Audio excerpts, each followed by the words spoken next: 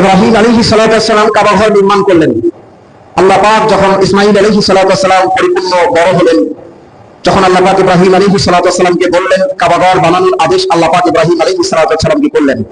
জিবরাইলের মাধ্যমে কাবা ঘরের পুরা কাঠামো, তার ভীতিকে আল্লাহ পাক দেখাই দিলেন যে এই হচ্ছে কাবা ঘরের ভীতি, এই ভীতির উপরে তুমি এখন ঘর, তোমার সন্তানকে নিয়ে ঘর নির্মাণ করো। ইব্রাহিম আলাইহিস সালাম কাবা ঘর নির্মাণ করলেন। একদিকে বাইতুল্লাহ নির্মাণ করলেন, অপর দিকে আল্লাহ পাক এই পৃথিবীর দুটি মসজিদ, তিনটি মসজিদকে হাদিসে অত্যন্ত ফজিলতপূর্ণ বলা হয়েছে, তার দুটি হলো ইব্রাহিমের হাত দ্বারা তৈরি। বলেন সুবহানাল্লাহ। ইব্রাহিম আলাইহিস সালাম কাবা ঘর পুনরায় আবার নির্মাণ করলেন ইসমাঈল আলাইহিস সালাম সন্তানকে নিয়ে। আর ফিলিস্তিন, যেটা বাইতুল মুকাদ্দাস বলা হয়, ইসহাক আলাইহিস সালামকে সঙ্গে নিয়ে সেখানে বাইতুল মুকাদ্দাস ইব্রাহিম আলাইহিস সালাম গড়ে তুললেন। দুই দিকে দুই প্রান্তে ছিল, দুই সন্তান দুই দিকে ছিল। একদিকে কাবা ঘর তৈরি করলেন, অন্যদিকে ইব্রাহিম আলাইহিস সালাম ইসহাক আলাইহিস সালামের মাধ্যমে তিনি বাইতুল মুকাদ্দাস তৈরি করলেন।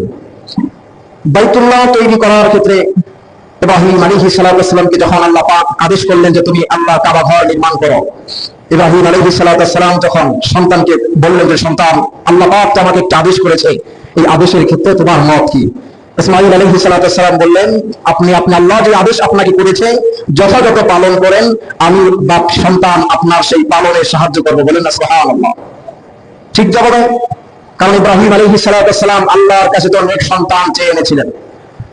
রব্বি হাবলি মিনাস সালিহিন, সন্তানের জন্য দোয়া করেছেন, আল্লাহ আমাকে একটা নেক সন্তান দুনিয়াতে দেন, সালেহ সন্তান দেন, যে সালেহ সন্তান আপনার হুকুম পালনের ক্ষেত্রে বাধা হবে না, আপনার হুকুম পালনের ক্ষেত্রে আরো সহায়ক হবে, আপনার নাফরমানি করবে না, এমন নেক সন্তান আমাকে দান করেন। আল্লাহ পাক ইসমাঈল আলাইহিস সালামকে দান করেছিলেন। বলেন সুবহানাল্লাহ। এখন তো আমরা হচ্ছিল সন্তান শুধু জন্মগ্রহণ আমরা করাই, কিন্তু নেক সন্তান আল্লাহর কাছে চেয়ে নেই। ঠিক কিনা বলেন? সব নবীরাই আল্লাহর কাছে নেক সন্তানের জন্য দোয়া করেছেন, চেয়েছেন আল্লাহ দুনিয়াতে নেক সন্তান দেন। কারণ সন্তান যদি আল্লাহ রাস্তা থেকে সরে যায়, তাহলে পিতামাতার এমন পেরেশানিতে পড়তে হয় যে পেরেশানির জন্য মাতা পিতার ঘুম পর্যন্ত হারাম হয়ে যায়। ঠিক কিনা বলেন? সব নবীরা দোয়া করেছেন আল্লাহ নেক সন্তান দেন, কিন্তু এখন আমরা মুসলিমরা আমরা দোয়া করতে রাজি হই না। ঠিক কিনা? আমরা দোয়া করি না। সন্তান আসার আগে দোয়া করতে হয়, সন্তান দুনিয়াতে আনার আগে আল্লাহ থেকে চাইতে হবে যে আল্লাহ আমার যে সন্তান তুমি দিলা দুনিয়াতে, এই সন্তানটা আমাকে নেককার দেন, নেক সন্তান দেন, আমার ওরসগাতের ভিতরে, আমার গর্ভের ভিতরে, আমার বংশের ভিতরে আপনি নেক সন্তান দিলে, এটা দুনিয়াতে আসার আগে চাইতে হয়। কিন্তু আমরা কি করি? আমরা করি হলো যখন সন্তান হক পথ থেকে সরে যায়, মাতা পিতার আর কথা শোনে না, মাতা পিতা আর তাদেরকে পারতেছে না, তখন এসে হুজুরকে বলে, হুজুর আমার ছেলের জন্য একটু দোয়া করেন। ঠিক কিনা বলেন? আমাদের এটা হয় কি হয় না? তখন আমরা বলি যে হুজুর তোমার সন্তানের জন্য একটু দোয়া করেন, সন্তান তো কথা শোনে না, ঠিক মতো পড়ে না, আমাদের কথা শুনতেছে না, বাজে পথে চলতেছে, তখন আমরা বলি হুজুরকে এসে। ঠিক কিনা বলেন? কিন্তু উচিত হলো সন্তান দুনিয়াতে আসার আগে আপনি আল্লাহর কাছে চাবেন, আল্লাহ আমাকে নেককার সন্তান দেন, যেমন নবীরা করেছে, ইব্রাহিম আলাইহিস সালাম করেছেন। এমন সন্তান চাইলেন যে সন্তানকে জবাই করতে গিয়েছেন, সন্তান প্রতিপক্ষ হয়ে দাঁড়ায় নেই, কোনো বাধা দেয় নেই, বলছে আল্লাহ যদি আমার জবের হুকুম আল্লাহ আপনাকে করে থাকে, আমি আমার মাথাকে বিদায় দিলাম, আল্লাহর হুকুম আপনি পালন করেন, আমি বিন্দু পরিমাণ এর ক্ষেত্রে কোনো বাধা আপনাকে দিব না। বলেন না সুবহানাল্লাহ। সুবহানাল্লাহ। কি সন্তান, কি নেককার সন্তান, কি সন্তান দিয়েছিলেন। কাবা ঘর বানানোর সময় সন্তানকে বললেন, আল্লাহ সন্তান শোনো, আল্লাহ আমাকে অর্ডার করেছে এই কাবা ঘর নির্মাণ করতে, সন্তান তুমি কি করবে? ইসমাঈল আলাইহিস সালাম বললেন, পিতা শোনেন, আল্লাহ আপনাকে অর্ডার করেছে কাবা ঘর বানাতে, এই মরুপ্রান্তে কোনো মানুষ নাই, বাবার সন্তান আমরা আছি, আমরা দুজনে কাবা ঘর বানাবো, আমি আপনার সহযোগিতা করব, ঘর বানানোর আল্লাহর হুকুম পালনের ক্ষেত্রে আপনার কোনো ক্ষেত্রে আমি বাধা হয়ে দাঁড়াবো না। বলেন সুবহানাল্লাহ। এটাই নেককার সন্তানের ফসল। ঠিক কিনা বলেন? নবীরা জন্ম সন্তান দুনিয়াতে আসার আগে দোয়া করেছেন।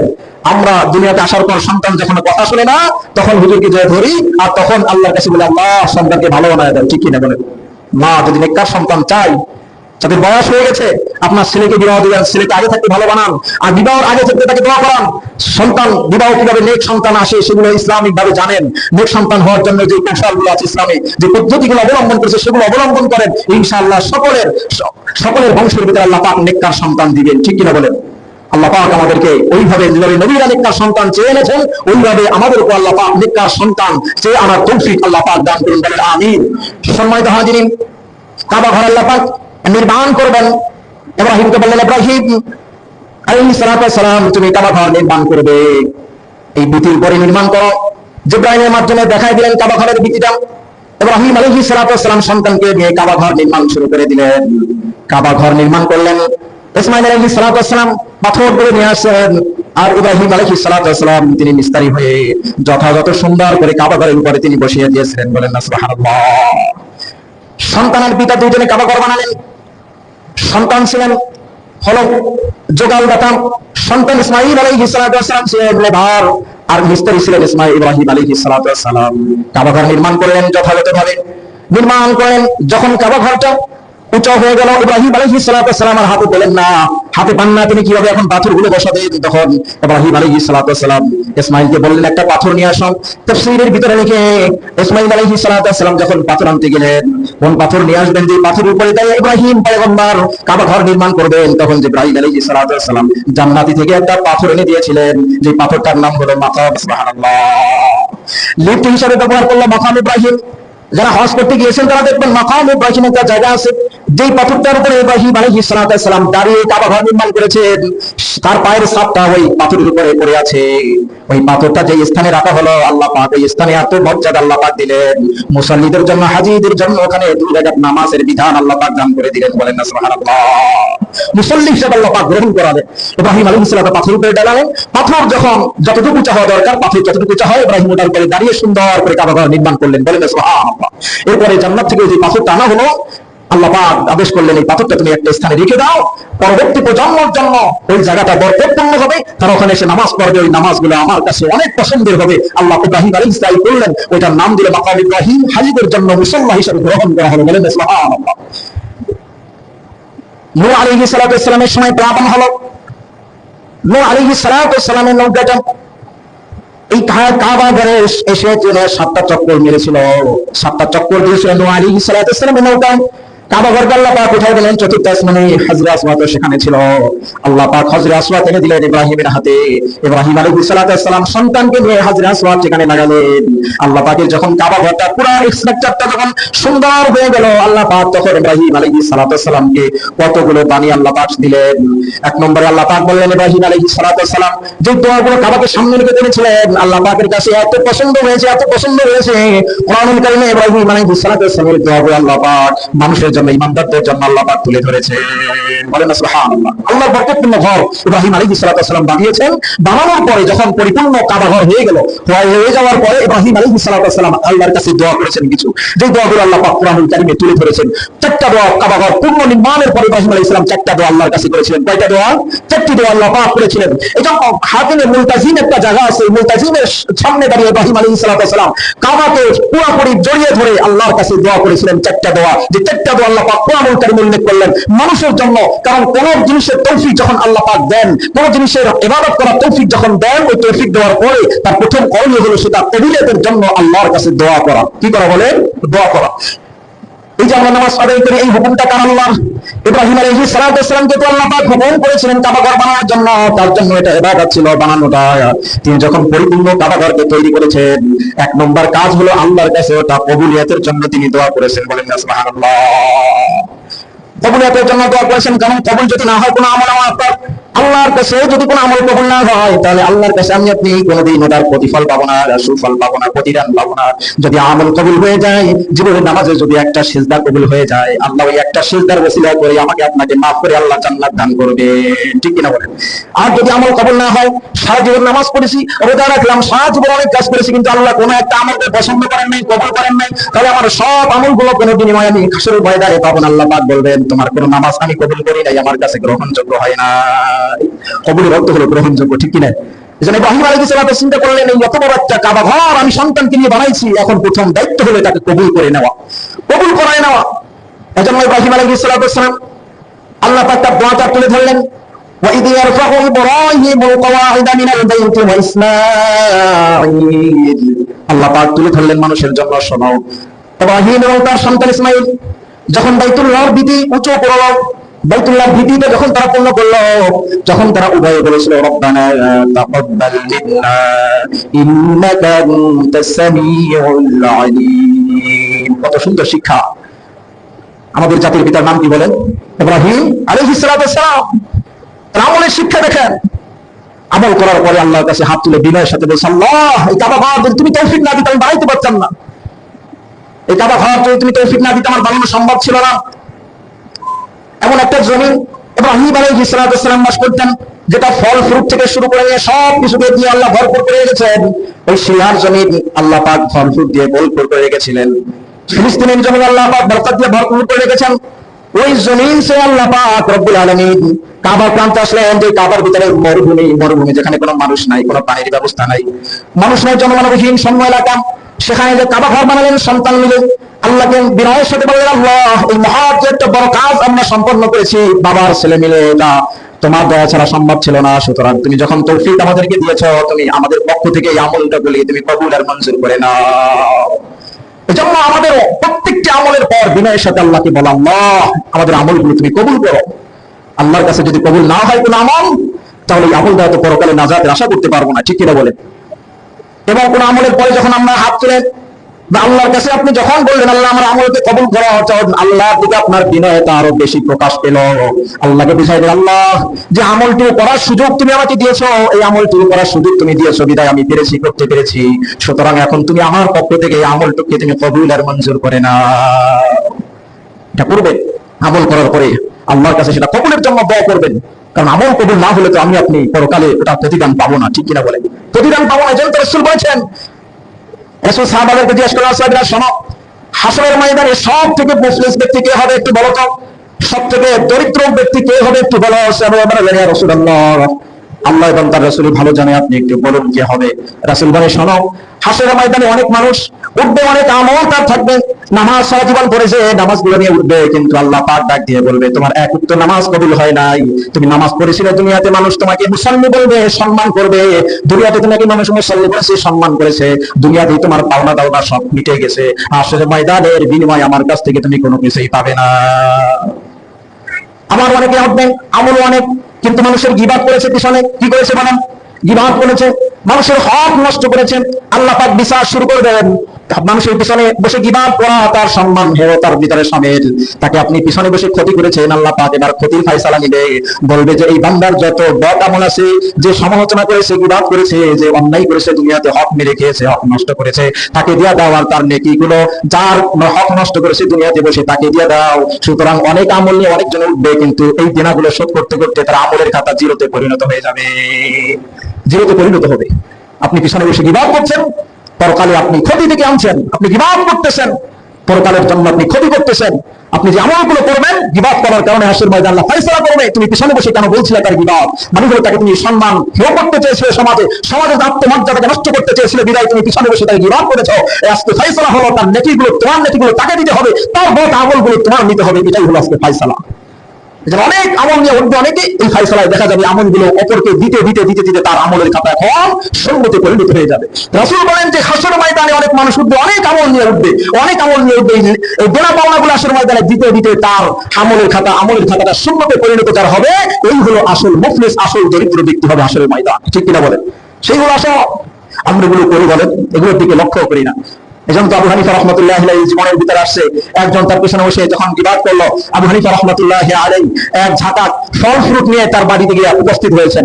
বলে, ব্যাপার কি, আমি তো পিছনে বসে তোমার গীবাত করেছি, তুমি এই উপঢকন নিয়ে কেন এসেছো? উনি বললেন, তুমি উপঢকনগুলো এই জন্য পেয়েছো কারণ তুমি আমার পিছনে গীবাত করার কারণে হাসরের ময়দানে তুমি আমাকে আগায় দিয়েছো, নেকির পাল্লাটা আমার আগায় দিয়েছো, আমি এই জন্য আমি তোমাকে উপঢকন দিলাম দুনিয়াতে বসেই। বলেন না সুবহানাল্লাহ। এগুলো তো আমরা গুনাহ মনে করি না, এগুলো মারাত্মক ধরনের গুনাহ। আপনি পিছনে বসে তার ক্ষতি করবেন, হক নষ্ট করবেন, যতক্ষণ পর্যন্ত ওই ব্যক্তি আপনাকে মাফ না করবে, ততক্ষণ পর্যন্ত হাসরের ময়দানে আপনার কোনো ফয়সালা হবে না, আপনার কোনো মাফের কোনো ঠিকানা আসবে না। এগুলো মারাত্মক ধরনের গুনাহ। ঋণ নিয়ে মারা, আমরা অনেকে জানি যে দুনিয়াতে যদি কেউ বিষ খেয়ে অথবা দড়ি দিয়ে মারা যায়, তাহলে তার জানাজার করতে হয় না, জানি কি জানি না বলেন। তো মূলত জানাজার করতে হয় না, মানে হলো জানাজার হবে, যেহেতু তুমি একজন মুসলমান ইমানদার, জানাজার হবে, সম্মানী ব্যক্তিগুলো তার জানাজার করবে না, যাতে এটা ঘৃণিত কাজ, সমাজে এটা মানুষ বুঝতে পারে, বোঝার জন্য সম্মানিত ব্যক্তিগুলো এখানে যোগ হবে না। কোনো মতে স্বাভাবিক মানুষগুলো জানাজার করে তাকে দাফন করে দিবে, যাতে মানুষ বুঝতে পারে সমাজের মানুষ এটা একটা মারাত্মক ধরনের ঘৃণিত কাজ, এই কাজ থেকে মানুষ বিরত থাকে, যে যার কারণে সম্মানিত মানুষগুলো, ভালো একজন ইমাম এসে নামাজ পড়ায় নেই, স্বাভাবিকভাবে মানুষ নামাজ পড়েছে, ঘৃণিত দিকটা যেন সমাজে ধরে থাকে, এই জন্য তার জানাজারকে বেশি আয়োজন করা যাবে না। কিন্তু রাসূল সাল্লাল্লাহু আলাইহি ওয়াসাল্লাম ঋণদাতার নামাজ ততক্ষণ পর্যন্ত পড়তেন না, যতক্ষণ পর্যন্ত তার ঋণ নেওয়ার ভার অন্য কেউ বহন না করতেন। কারণ ঋণ নিয়ে যা কবরে পাঠাবে সে কবর তার জন্য কোনোদিন জান্নাতের ঠিকানা হবে না। ঋণ নিয়ে যে মারা যাবে হাসরের ময়দান তার জন্য কখনো তার পক্ষে আসবে না, জান্নাত তার জন্য আসবে না, কারণ সে ঋণ আছে। এই জন্য রাসূল তার জানাজার ততক্ষণ করতেন না যতক্ষণ না পর্যন্ত ওই ঋণটা অন্য কোনো মানুষ বলবে যে আমি তার পক্ষ থেকে তার ঋণ আদায় করে দিব, ততক্ষণ জানাজার নামাজ রাসূল পড়েননি। ঋণ নিয়ে মৃত্যুবরণ করা মানুষের হক নষ্ট করা হলে মারাত্মক ধরনের অন্যায়, যে অন্যায়গুলো আল্লাহ ক্ষমা করবেন না ওই বান্দা থেকে ফয়সালা দেওয়া ছাড়া। সম্মানিত হাজিরিন, আল্লাহর কাছে এই জন্য আমল করা, বিনয়ের সাথে আবার কবুলের জন্য দোয়া করা। ইব্রাহিম আলাইহিস সালাম কাবা ঘর নির্মাণ করেছেন, নির্মাণের পরে বিনয়ের সাথে আল্লাহকে বলেছে আল্লাহুম্মা তাকাব্বাল রব্বানা তাকাব্বাল মিন্নাল্লাহ, আমাদেরকে কবুল করে নেন। এরপরে ইব্রাহিম আলাইহিস সালাম আরো তিনটা দোয়া করেছেন। নেক আমলের পরে দোয়া করবেন কবুলিয়তের জন্য, নেক আমল করে এরপরে দোয়া করবেন যদি কোনো চাহিদা থাকে, আপনার মনের কোনো বাসনা থাকে, নেক আমল করে আল্লাহর কাছে দোয়া করবেন, ইনশাআল্লাহ ওইখানে আল্লাহ পাক 100 আপনার দোয়া কবুল করে নেবেন। সুবহানাল্লাহ। এখন তো আমরা দোয়া করি হলে মানে অন্তরের ভিতরে সন্দেহ নিয়ে তারপর দোয়া করি, ঠিক কিনা বলেন? সাহাবায়ে আমরা দোয়া করেছেন, আমরাও দোয়া করি। সাহাবায়ে সূরা ফাতিহা পড়ে ফু দিয়েছেন, সঙ্গে সঙ্গে অসুস্থ ব্যক্তি ভালো হয়ে গেছে। সূরা ফাতিহাকে সূরাতুল শিফাও বলা হয়, সূরাতুল দুআও বলা হয়, ঠিক কিনা বলেন? ভালো হয়ে গেছে, কারণ সেই ফাতিহা তো এখন আছে, সেই কোরআন এখন আছে, সেই সব এখন আছে, শুধুমাত্র সেই রকম ঈমান নেই। ঈমানের ভিতরে যেই পরিমাণ আকীদা বিশ্বাস থাকা দরকার অন্তরের ভিতরে, সেই পরিমাণ বিশ্বাস আকীদা না থাকার কারণে ওই ফুতে আমাদের কাজ হয় না, ঠিক কিনা বলেন? কাজ হয় না। আকীদা বিশ্বাস নিয়ে দোয়া করা, আমি একজন আল্লাহ তাআলার নগণ্যতম বান্দা, আল্লাহ পাক সবকিছু জেনেওয়ালা, তিনি কেন আমাকে দিবেন না? আমি এমন ভাবে আল্লাহকে চাই, আল্লাহ তুমি একমাত্র জেনেওয়ালা, তুমি এতে দেওয়া ছাড়া আর কেউ আমার কাছে নাই, সুতরাং তুমি আমাকে দিতে হবে, আমি যা চাই তোমার দিতে হবে, তুমি ছাড়া আমার আর কেউ নাই। এই আকীদা বিশ্বাস নিয়ে দোয়া করেন, আমল করেন, আমলের পরে দোয়া করেন, ইনশাআল্লাহ আল্লাহ তাআলা অবশ্যই অবশ্যই আপনাকে দিবে, ঠিক কিনা বলেন? অবশ্যই দিবে আল্লাহ। কেন দিবেন না? আল্লাহ তো দেওয়ার জন্য তৈরি। পৃথিবীর মানুষ যখন ঘুমায়, আমার আল্লাহ তখন সজাগ থেকে মানুষকে দেওয়ার জন্য বারবার ডাকতে থাকে, কে আছো গুনাহগার, চাও আমি তোমাকে মাফ করে দিব, কে আছো অগ্রস্ত, চাও আমি তোমাকে দিয়ে দেব। বুখারী শরীফের বর্ণনায় আসছে, সূরা মিনাল লাইল যাওয়ার পরে আল্লাহ বিশেষ দৃষ্টি দিয়ে পৃথিবীর দিকে বিশেষ দৃষ্টি আল্লাহ ডাকতে থাকে, ও গুনাহগার আমার কাছে চাও, এই রাত্রে আমি তোমাকে মাফ করে দিব। অগ্রস্ত আমার কাছে চাও, আমি দিয়ে দেব। আল্লাহ তো দেওয়ার জন্য প্রস্তুত, আমি আপনি তো নেওয়ার জন্য প্রস্তুত না। যেভাবে নিতে হবে আল্লাহ থেকে সেইভাবে নিতে প্রস্তুত। গুনাহ করেন আবার আল্লাহকে চান, গুনাহ করেন আবার আল্লাহকে চান। আল্লাহ বলেন মুসিবতের সময় তোমার ওয়াস্তাইনু বিসসবরি ওয়াস সালাত, তোমরা আমার কাছে নামাজ আর সবরের মাধ্যমে চাও। আমাদের সমাজে হলো বিপদে পড়লে তখন নামাজ ছাইড়া দিয়ে ওই বিপদ থেকে উদ্ধারের জন্য আমরা দৌড়াইতে থাকি, ঠিক কিনা বলেন? যখন কারো অসুস্থ হয়, আপনার স্ত্রী হোক, সন্তান হোক, আমাদের মেজাজ কি, সঙ্গে সঙ্গে হাসপাতালে দৌড় দিই, নামাজ দিয়ে একটু শেষ কাজা, তার খবর নাই, আগে ডাক্তারের কাছে দৌড় দিই। আর ডাক্তারকে রোগ ভালো করতে পারবে যদি আল্লাহ ভালো না করেন, কি বলে পারবে?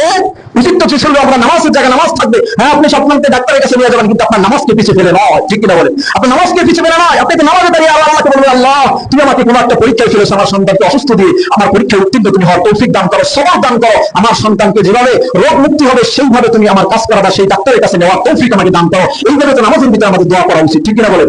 হাদিসে সেটাই এসেছে, রাসূল সাল্লাল্লাহু আলাইহি ওয়াসাল্লামের ইতিহাস তো এটাই। হাদানা রাসূল সাল্লাল্লাহু আলাইহি ওয়াসাল্লাম যখন কোনো চিন্তিত হতেন, বাবা ইলা সালাত, তিনি নামাজে ধাবিত হইতেন, নামাজের দিকে দাঁড়িয়ে যেতেন, নামাজে দাঁড়িয়ে যেতেন। মুসলমানের সব সমাধান তো দিবে নামাজ, কিন্তু আমরা তো নামাজই পড়ি না, ঠিক কিনা? আমরা তো নামাজই পড়ি না। তাই সম্মানিত হাজিরিন, রাসূল সাল্লাল্লাহু আলাইহি ওয়াসাল্লাম নামাজ পড়েছেন সব পেশানি মুক্তের জন্য। আসল হাতিয়ার হলো মুসলমানের জন্য নামাজ। কি বলেন? নামাজ। আমরা তো নামাজ ওই বিপদের মুহূর্তে আরো ছেড়ে দেই, ঠিক কিনা বলেন? বিপদের মুহূর্তে ছেড়ে দেই, বিপদের সময় আরো নামাজকে কাজা করে ফেলি। নয়, আপনি আরো তখন আরো বেশি মজবুতের সাথে নামাজ পড়বেন, মজবুতের সাথে নামাজ পড়বেন, আল্লাহর কাছে দোয়া করবেন। সম্মানিত হাজিরিন, ইব্রাহিম আলাইহিস সালাম কবুলের জন্য দোয়া করলেন, এরপরে আল্লাহর কাছে কিছু আরজি পেশ করলেন। আরজিগুলো আল্লাহ পাক ধারাবাহিকভাবে এখানে বর্ণনা করেছেন। আল্লাহ পাক বলেছে, বললেন রব্বানা ওয়াজআলনা মুসলিমাইন লাকা ওয়া মিন যুররিয়্যাতিনা উম্মাতান মুসলিমাতান লাক وأرنا مناسكنا وتب علينا إنك أنت التواب الرحيم। আল্লাহকে ডেকে বলবেন, আল্লাহ আমি আমার দুই সন্তানকে দিয়ে কাবা ঘর তৈরি করেছি, সুতরাং আমাদের দুইজনকে আপনার অনুগত বান্দা হিসেবে কবুল আর মঞ্জুর করে নেন। সুবহানাল্লাহ। কাবা ঘর নির্মাণ করে বলেন, আল্লাহ আমি আর আমার সন্তানকে নিয়ে তোমার ঘর বানাইছি, আমাকে আমার সন্তানকে তোমার একজন অনুগত মুসলিমান হিসেবে আমি এবং আমার সন্তানকে কবুল করে নাও। বলেন সুবহানাল্লাহ। শুধু তাই নয়, মিন যুররিয়াতিনা উম্মাতান মুসলিমাতান লাক দোয়া করলেন কাবা ঘর মুলতাজিমে দাঁড়িয়ে। কাবা ঘরের সঙ্গে পড়তে লাগে ইব্রাহিম আলাইহিস সালাতু ওয়াস সালাম দোয়া করলেন, আল্লাহ আমার অনুগত সন্তান আসবে, তাদের ভিতরে একটা দল তুমি তৈরি করে দিও, যে দলটা সর্বদা তোমার অনুগতের ভিতরে তারা শামিল থাকবে। বলেন না সুবহানাল্লাহ। অনুগতের জন্য দোয়া করলেন, সন্তানদের জন্য দোয়া করলেন, নিজের জন্য দোয়া করলেন। সব শ্রেষ্ঠ পয়গম্বরদের ইতিহাস পড়ে দেখবেন, সন্তানদের তারা নসিহত করেছেন, ওয়াজায় নসিহাত, মৃত্যুর সময় নসিহাত করা। সন্তান যদি আপনি পিতা হন, মৃত্যুর সময় এক নম্বর থেকে নসিহাত করতে হবে ইমানের নসিহাত। যত বড় বিপদ আসুক না কেন সন্তান শিরকি কাজ করবে না, ইমানের উপরে মজবুত থাকবে। 2 নম্বর নসিহাত নেবেন হলে নামাজ পড়ার নসিহাত সন্তানকে করবেন। বলবেন সন্তান দুনিয়াতে যে অবস্থায় থাকো না কেন নামাজকে তুমি কখনো কাজা করবে না। এটা নবীদের সুন্নাত ছিল। সব নবীরা সন্তানদের ইমানের নসিহাত করেছেন এবং সালাতের নসিহাত সব নবীই করেছেন, সব নবীরা করেছেন। কিন্তু আমরা এই নসিহত গুলো করি না সন্তানদের, ঠিক কিনা বলেন? আমরা মৃত্যুর সময় সন্তানকে ওই যে বাড়ির মধ্যে যেখানে যা থাকে দলিল পত্র থেকে শুরু করে নিয়ে কোথাও যদি গোপনে কিছু কেনা থাকে এইগুলো আমরা আগে জানাই দিই, ঠিক কিনা বলেন? এগুলো করি, কিন্তু একবার চিন্তা করলেন না আপনার যদি ইমানের সাথে মৃত্যু নসিব হয়, আপনার সন্তান যদি ইমানের সাথে মৃত্যু নসিব না হয়, তিনি যদি নামাজ না পড়েন হাসরের ময়দানে, তার জন্য যদি জাহান্নাম ফয়সালা হয়, আপনার জন্য জান্নাত ফয়সালা হয়, জান্নাতে বসে আপনি দেখবেন আপনার সন্তান জাহান্নামে চলছে। কিভাবে সহ্য করবেন এটা বলেন? আপনি কিভাবে সহ্য করবেন এটা? আজকে আমরা স্ত্রীদের সঙ্গে বসবাস করি, আজকে স্ত্রীকে আপনি ভালো কিছু শিখাচ্ছেন না, পর্দা শিখান না, তাকে নামাজের কথা শিখান না, অথচ তার যদি ইমান হারা হয়ে যায় চিরস্থায়ী জাহান্নামে চলে যাবে। ইমান নিয়ে যদি মৃত্যু হয় একটা সময় সে জান্নাতের মালিক হতে পারবে, কিন্তু এই আশঙ্কা আছে যারা নামাজ পড়ে না তার ইমানের সাথে মৃত্যু নসিব হওয়াটা এটা খুবই একটি কষ্টকর বিষয়, কষ্টকর বিষয়। এই জন্য রাসূল বলেছেন যে নামাজ তরক করাটা এটা কুফরির সাথে তুলনা করেছেন রাসূল। কেমন? ইমান চলে যায়, নামাজ না পড়লে ইমান চলে যায়। একটা সময় এমন কিছু আপনার মুখ থেকে প্রকাশ পাবে যে কারণে আপনার ইমান চলে গিয়েছে। কথাকে বুঝতে পেরেছেন? ইবনে মাজার ভিতরে বাবুল ফিল ইমানের ভিতরে এসেছে হাদিস, রাসূল বলেন কোন মানুষ যদি ইমান দিয়ে মারা যায়, যারা আমরা একসাথে আজকে চলতেছি পরিচিত মানুষ যারা আমরা আছি, আল্লাহর সামনে দাঁড়িয়ে তখন জান্নাতে যাওয়ার পরে জান্নাতি মানুষগুলো তারা মুজাদালার ভিতরে তারা লিপ্ত হয়ে যাবে। বলেন না সুবহানাল্লাহ। মুজাদালা মানে হলো ঝগড়া করবেন আল্লাহর সঙ্গে, বিতর্ক করবেন। দুনিয়াতে বসে আজকে আমরা যারা একত্রিত হয়ে নামাজ পড়তেছি, জান্নাতের ভিতরে যখন আমি দেখবো যে আমার বন্ধু, আমার পরিচিত মানুষটা যারা আমাকে হেল্প করেছে, সাহায্য করেছে, যারা আমার সাথে চলেছে, এই মানুষটা আজকে জান্নাতের ভিতরে নাই, তখন বুঝতে পারবো এই মানুষটা অবশ্যই সে জাহান্নামে চলে গেছে। কোথায় চলে গেছে? জাহান্নামে। আল্লাহকে বলবো আল্লাহ এই মানুষটা তো আমার সাথে নামাজ পড়েছে, এই মানুষটা দুনিয়াতে বেরিয়ে যাকাত দিয়েছে, হজ করেছে, কিন্তু এই মানুষটা কেন জাহান্নামে গেল? আল্লাহ পাক যদি তার ঈমান থাকে তখন আল্লাহ পাক বলবেন তুমি তোমায় যাও, জান্নাতি মানুষদেরকে একটা অনুমতি আল্লাহ পাক দিবেন, তখন দিয়ে বলবেন যাও যাও তোমার পরিচিত যাদেরকে তুমি ঈমানদার মনে হয়, ঈমান আছে, এদেরকে তুমি জান্নাত থেকে খুঁজে খুঁজে বের করে নিয়ে আসো। বলেন না সুবহানাল্লাহ। খুঁজে করে বের করে নিয়ে আসো। কোন মানুষের ঈমান থাকলে হাদিসে আসছে তার চেহারাটা, তার দেহটা পুরো নিসফু সাহ, কোন হাদিসে আছে কোন সাইড কাবাইন শব্দ আছে, কাবাইন পর্যন্ত জাহান্নামের আগুন জ্বালাবে। ঈমান থাকার কারণে তার দেহটাকে জ্বালাতে পারবে না, তার চেহারা জ্বালাতে পারবে না।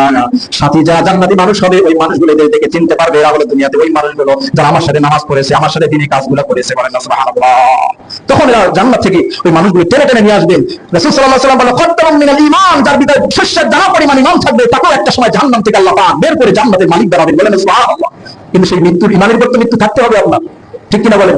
ইমানের উপর মৃত্যু থাকতে হবে। বরং তো কোন মানুষ যদি বলে যে বর্তমান সময়ে কোরআন অনুযায়ী সমাজ চলতে পারে না, রাষ্ট্র চলতে পারে না, সমাজ অনুযায়ী যদি রাষ্ট্র বিধান ইসলাম যদি এই বর্তমান সময়ে যদি কোরআনকে সংবিধান মানা হয় তাহলে রাষ্ট্র গরিব হয়ে যাবে, এই সমস্ত কথা যদি কোনো মুসলমান বলে সে যত বড়ই নামাজ হোক না কেন তার ইমান থাকবে? বলেন ইমান থাকবে? ইমান থাকবে না। এরকম হাজারো কথা আছে যেগুলো জানি না আমরা, যে কথাগুলোর মাধ্যমে ইমান চলে যায়। এই কথাগুলোর প্রতি বিশ্বাস মিলে বা কথাগুলো বললে অটোমেটিকলি আপনি যদি তাহাজ্জুদ গুজার হন, কপালে যদি সাজদা দিতে দিতে কালিমা পড়ে যায় তবে আপনি বেঈমান, কারণ আল্লাহর কোরআনকে আপনি এই একটা ওয়াকেজ অনর্থক একটা শব্দ আপনি ব্যবহার করেছেন, ঠিক কিনা বলেন? যখন বলবেন সমাজ বর্তমান সময় কোরআন অনুযায়ী সমাজ চলতে পারে না, তার মানে আল্লাহ কোরআন এখন অক্ষম হয়ে গেছে, ঠিক কিনা? এটাই তো আপনার কথার প্রমাণ পেয়েছে, ঠিক কিনা বলেন? আমরা পারতেছি না, এটা হলো ভিন্নের সাবজেক্ট, কিন্তু অন্তরে আমাদের মুসলমানদের সবার অন্তরে এটা আছে। সমাজ চলবে কোরআন অনুযায়ী, রাষ্ট্র চলবে কোরআন অনুযায়ী, আমি চলবো কোরআন অনুযায়ী, আমার স্ত্রী চলবে কোরআন অনুযায়ী, আমার সন্তান চলবে কোরআন অনুযায়ী, আমাদের সকলের মনের চাহিদা এবং মনের ইচ্ছা, ঠিক কিনা বলেন? মনের ইচ্ছা। কিন্তু এর থেকে যদি আপনি বের হয়ে যান আপনি ইমান নিয়ে মরতে পারবেন না। এজন্য ইমান নিয়ে মৃত্যু একটা অত্যন্ত একটা জরুরি একটা বিষয়। আল্লাহ পাক আমাদের সকলকে ইমান নিয়ে কাবার মহব্বত অন্তরের ভিতরে নিয়ে মৃত্যুবরণ করার তৌফিক আল্লাহ পাক দান করুন। বলেন আমিন। আল্লাহ পাক